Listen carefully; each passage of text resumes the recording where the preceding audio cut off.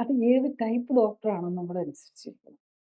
ഇപ്പം നമ്മളൊരു ഓർത്തോപെഡിഷ്യൻ നമ്മളൊരു മുട്ടുമാറ്റിവെക്കൽ ശസ്ത്രക്രിയ ചെയ്യുന്ന ഒരു ഡോക്ടറെയാണ് ചെയ്യേണ്ടത് എന്താന്ന് വെച്ചാൽ, ഡോക്ടറെ ഈ മുട്ടിൻ്റെ മാറ്റി വെച്ച് കഴിഞ്ഞ് കഴിഞ്ഞാൽ നമ്മൾ കോസ്റ്റും കാര്യങ്ങളും ഒക്കെ മിക്കവാറും വേറെ കൗൺസിലിംഗ് ആസ്പെക്റ്റ് ഉണ്ടാവും.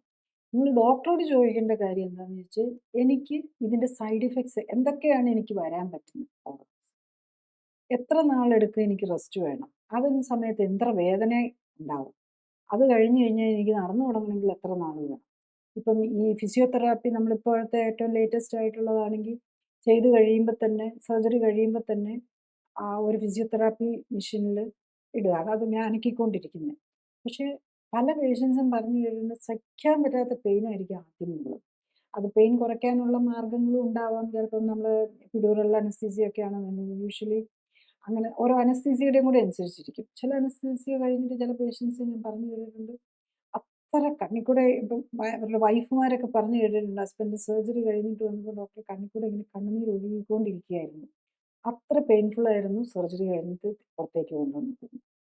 പിന്നെ പല പേഷ്യൻസ് പറഞ്ഞു കേട്ടിട്ടുണ്ട് സർജറി കഴിഞ്ഞിട്ടുള്ള ഫിസിയോതെറാപ്പി പെയിൻ സഹിക്കാൻ പറ്റില്ലായിരുന്നു. അതുപോലെ നടക്കാൻ തുടങ്ങുമ്പോൾ ഉള്ള വേദന. പക്ഷെ ചിലർക്കൊക്കെ അത്രയും വേദന ഫീൽ ചെയ്യുന്നത് അല്ല ഓരോരുത്തരുടെയും അനുസരിച്ചിരിക്കും. ഒരാൾക്കുണ്ടായ വേദന അതുപോലെ ആയിരിക്കണമെന്നില്ല മറ്റൊരാളുടെ എക്സ്പീരിയൻസ്. ചിലർ വളരെ ഫാസ്റ്റായിട്ട് റിക്കവർ ചെയ്യുന്നു. കൂടുതൽ അറിയാൻ ലിങ്ക് ക്ലിക്ക് ചെയ്യുക. കൂടുതൽ വീഡിയോകൾക്കായി സബ്സ്ക്രൈബ് ബട്ടൺ അമർത്തുക.